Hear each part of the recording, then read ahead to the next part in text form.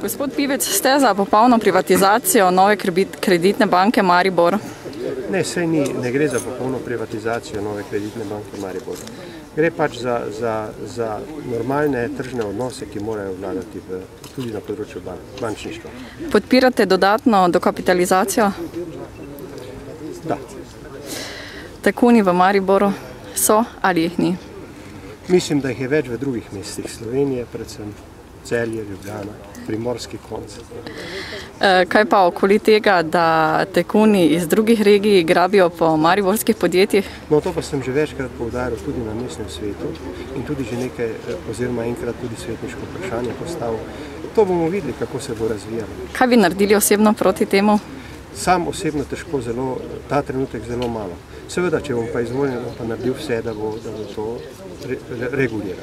Gospod, imate avtocestni križ in pa ali bomo Slovenci doživeli popolno prepoved tovornjakov na avtocestah?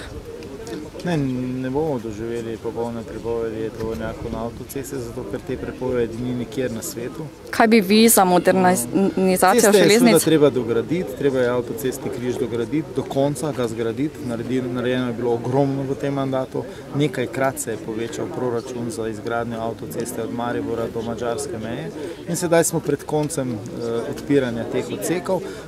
Je pa seveda v zavezi z tovornjaki in z avtocestami možno še kaj narediti.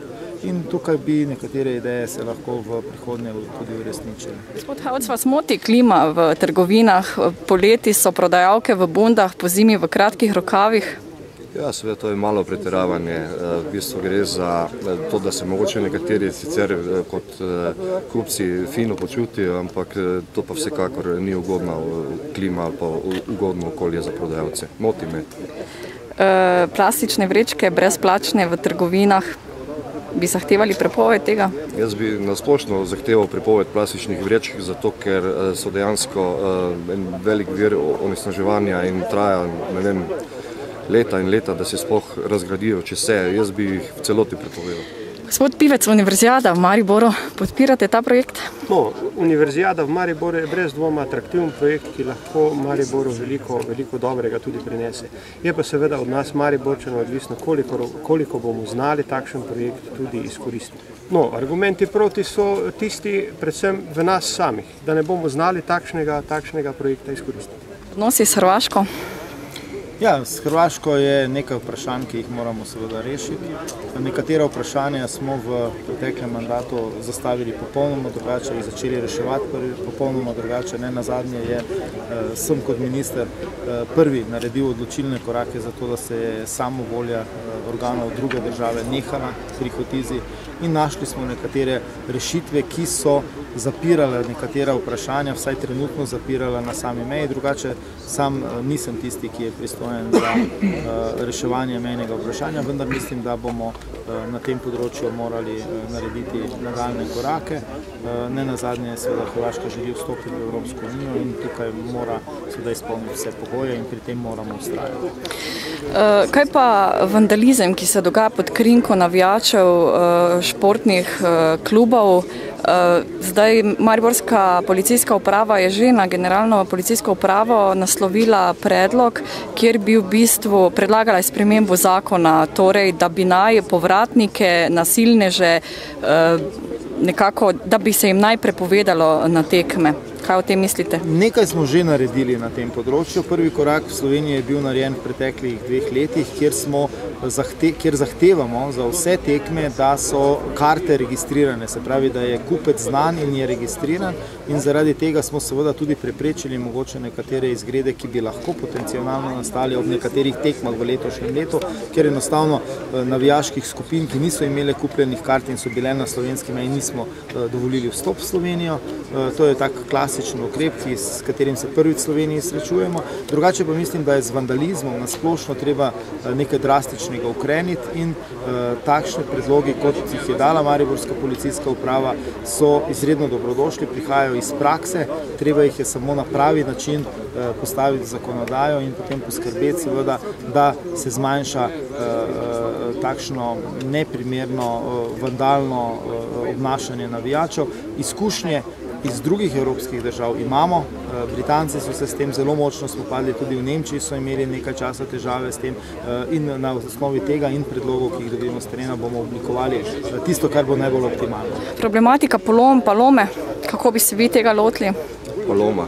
Ja, Paloma je eno specifično podjetje, ki je zelo vpeto v neko lokalno okolje in mnogo delovnih mest iz tega okolja je odvisnih pravzaprav od Palome. Tam skoraj druge možnosti zaposlitve ni. Zato je to podjetje res zelo pomembno za tisto okolje.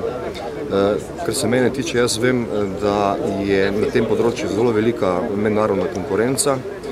Potrebno bo poiskati vse notranje rezerve, ki so še v Palomi, zato da bo podjetje postalo konkurenčno, poiskati mogoče tudi možnosti za dokapitalizacijo oziroma vključiti tudi nekega strateškega partnerja.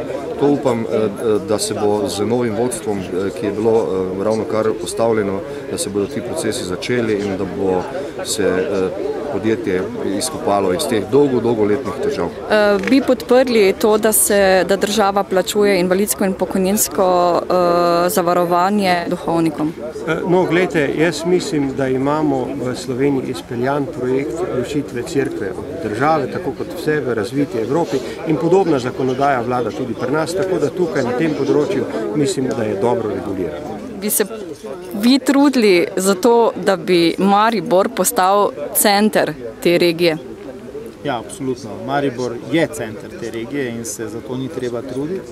Treba je ustvariti pogoje, da bo ta center, ki je nedvoumni center regije, napredoval hitreje, bolje in z državnega nivoja z vsemi načini, ki so na razpolago in najti tudi nekatere nove načine zagotoviti vse tisto, da bo se Maribor lahko razvijal v sodobno mesto.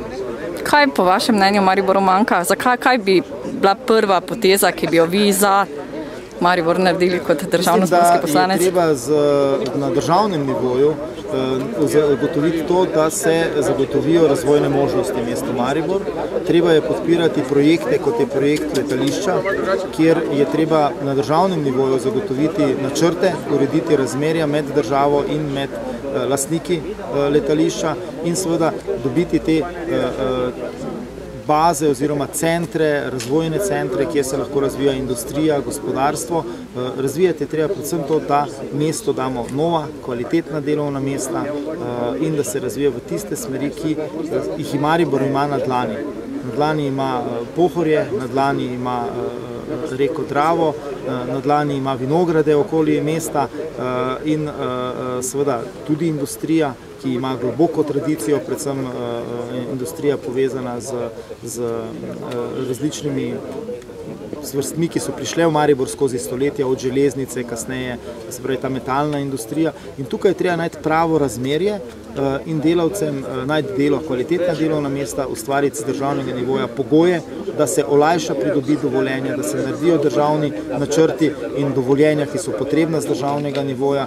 Druga stvar je pa seveda tudi to, da je treba z državnega nivoja posanirati nekatere ekološke probleme, ki jih ima mesto Maribor oziroma okolica Maribora, nekatera odlagališča in seveda urediti tudi nekatere cestne povezave, ki se že zelo dolgo ne urejajo. Jaz se kot otrok spomnim, da komunikacija med Malečnikom in Meljem ne poteka pod Meljskim hribom. Veliko ljudi je to zelo obljubljalo in mislim, da je čas, da se tudi to uredi, s tem bi razbremenili Pobrežje kot del mesta in prometa, ki teče zaradi tega skozi Pobrežje, skrajšali pot ljudem in v končni fazi s tem prihranili tudi tisto gorivo, o katerem smo prej govorili. Sežigalnica torej da ali ne? S sežigalnicami je seveda tako, da morajo biti, če se za njih odločimo, morajo biti postavljene v primerno okolje, moramo imeti soglasje tudi lokalnega prebivalstva, to se mi zdi izredno pomembno, in potem mora biti na najvišji stopnji, ekološki stopnji, potem je to seveda sprejemljivo za neko okolje in zažigalnica je eden od čistih virov, kako se lahko spopademo s popadki. Ne bo preveč smrdelo?